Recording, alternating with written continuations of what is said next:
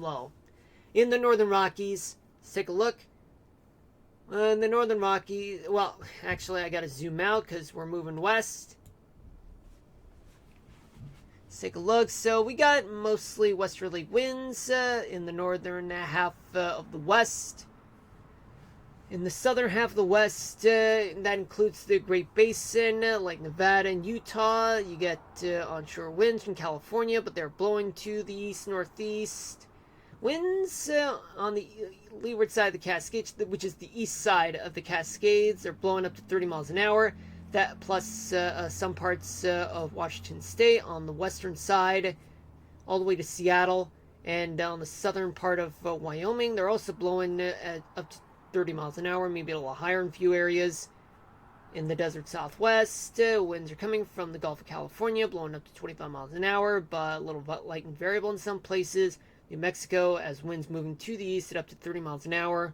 California, though winds are moving down south, paralleling the California coast, but some winds that do make it there, they cross through the Sierra Nevadas and through the desert, just up to 20 miles an hour, but other places just a little bit variable.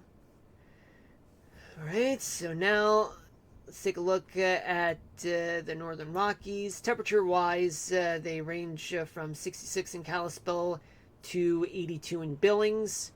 We go to Idaho, where temperatures there, they are in the 60s to low 70s in the northern half of the state. Southern half, mid-70s to mid-80s.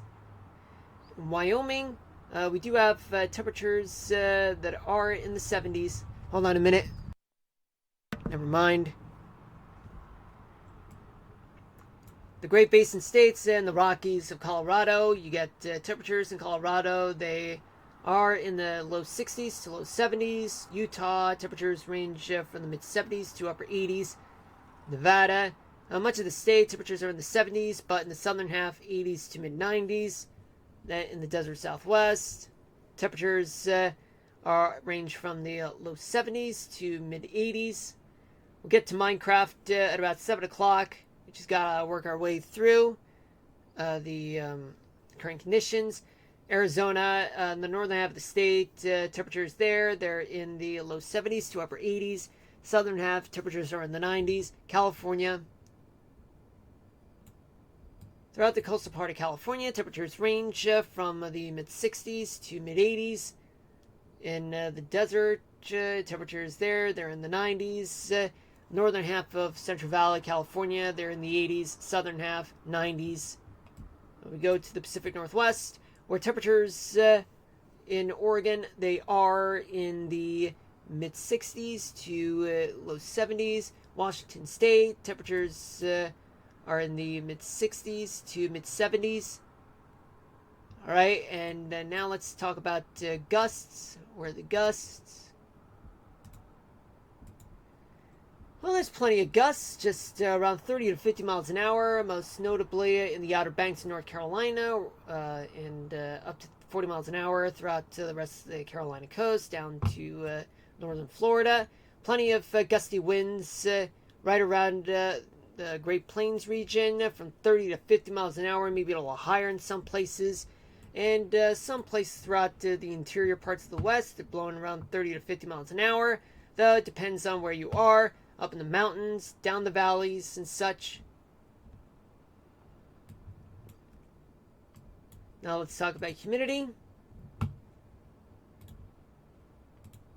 Where's the humidity? There's plenty of humidity, the worst of which is in the Dakotas and Nebraska, and the Cascades, and some parts of the leeward side of the Cascades in northeast Oregon, and the Bitterroot Mountains, and Olympic National Park. Oh, man. Sorry about that. Now let's talk about rainfall accumulation. In the Outer Banks, they do have an estimate of 1 inch to 3 inches of rain. Then we work our way towards the Great Plains, the Central Great Plains, like Nebraska and Kansas. Rainfall estimates are as much as 1 inch or 2 of rain. And the Dakotas, about 2 to 4 inches of rain there, maybe a little higher, locally, and in Idaho and northeastern Oregon and western Montana. Rainfall estimates are up to 2 inches of rain in Washington State, just northeast of Seattle, up to an inch of rain there. But in north central Oklahoma, up to an inch or two of rain there. Okay, now keep in mind, like, those are just estimates that I'm seeing, you guys. But do consult with your local weather office or local officials just so that you guys know the actual rainfall amounts, or even the gusts or sustained winds, depending on where you are.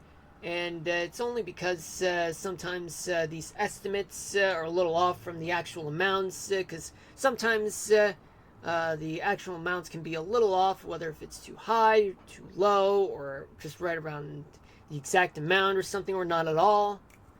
Alright? These are just estimates that I'm just showing you guys. So I don't see any rainfall accumulation in your area while the Licaon. Now let's see what we got with the upper level winds. So this is the next 3 days using the GFS at 500 millibars. Okay, I need to turn on the lights, so hold on a minute. Just give me a second.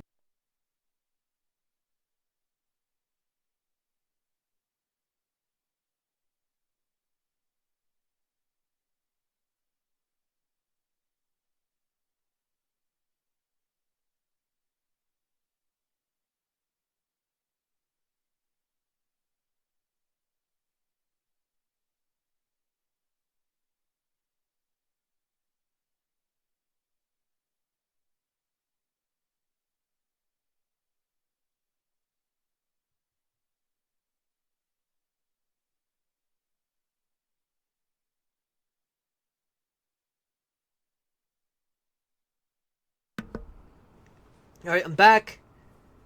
See, okay, so assume that this is right now, and this is what's going on right now. We do have an upper level high just sitting over the Great Lakes region, and that includes your area, while the Licaon, which translates to a ridge. There's a trough to the northeast of Maine, and an upper level low just over the southeast and mid-Atlantic.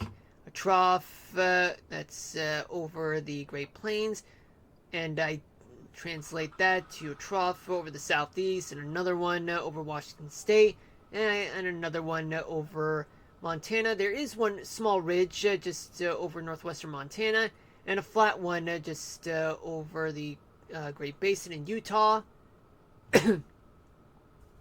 Now, what does this mean?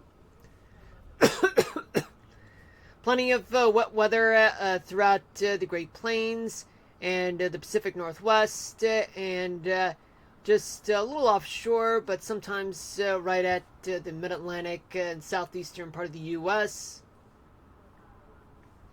So, in other words, it's spot on. Now, we move on to, let's see what we got for tomorrow night. Hold on a minute. Never mind. Thought that was background music.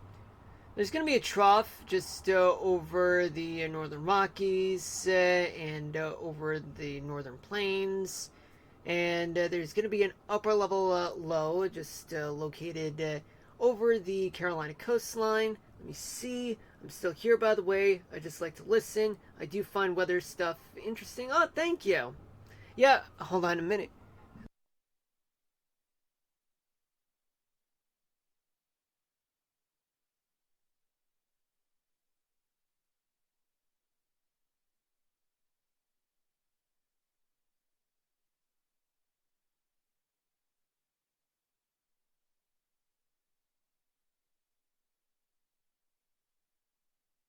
Sorry about that. Background noise is not allowed because of Twitch. Twitch has strict rules about copyright music, even if it's not my own fault. Yeah. Anyway, but I thank you for your interest in weather. Yeah, I've been interested in weather for a long time, going back to 1999. The Weather Channel. Yeah, I've been hooked into that since I was a very little kid. Yeah, I still do find the weather interesting even after graduation. But yet, finding a weather job is quite competitive. So that means, well, here I am. Anyway, let's see. We do have a ridge over the Great Lakes region. Now, what does this mean? It means what weather will still linger throughout the northern plains, upper Mississippi Valley, maybe even your area, Wild Lacoon. Oh, man, more background music.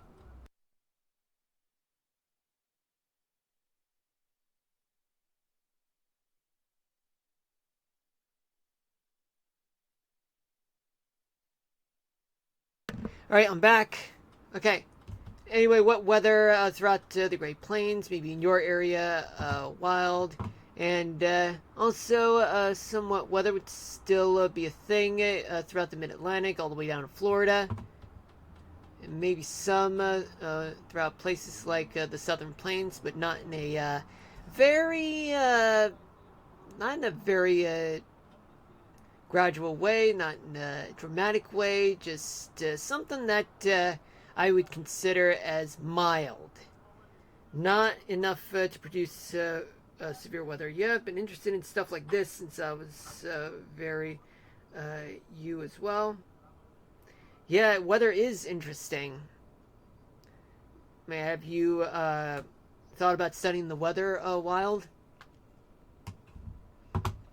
See what we got for that's for Tuesday night. By Tuesday night, there's going to be a trough, a very thin trough, just over Wyoming and Utah. There's going to be a vaguely looking upper level low, which could translate to a weird looking trough just over the east coast, and a very weird looking ridge just over the Great Lakes region, but it looks like a pimple that might be squeezed out. It looks like as though that the pimple's going to get squeezed out. Yeah, which I don't know if I want to call it an omega block, but it's kind of a weird looking omega block to me. Anyway, this would translate to somewhat weather that's going to happen throughout Tuesday night from your part of Canada, Wild, all the way to the Great Plains in Texas. And there could be somewhat weather that could occur, but a little offshore, plus Florida as well. Now, let's take a look at the final part, which would be Wednesday night. Young. Oh, yeah. When I was very young. Yeah, I know how that feels. Let's see what we got. So, do you have trough? It's going to be over the Great Plains. It looks like an upper level low just sitting off of Southern California. And just a little looking trough just over the northeast. Weird looking ridge. It's kind of weird looking. That's going to be over the Great Lakes region. And it looks like as though it's a funny looking ridge that's going to be over Alberta. What it looks like. I could be off. Anyway, there's still going to be some wet weather that's going to occur throughout the Great Plains, parts of the Pacific Northwest, maybe even parts of California, and parts of the Northeast will get some wet weather as well. Now let's take a look at the tropics. Yeah, I talk about the tropics during the hurricane season, and in the Atlantic Basin, it usually ends on November 30th. I mean, that's just typical. Sometimes there will be off-season hurricanes, but it's very unlikely, though. And it usually starts on June 1st in the Atlantic Basin. Now let's start off with right now. So this is it. Trough over the eastern seaboard. Looks like some uniform upper level winds will occur there.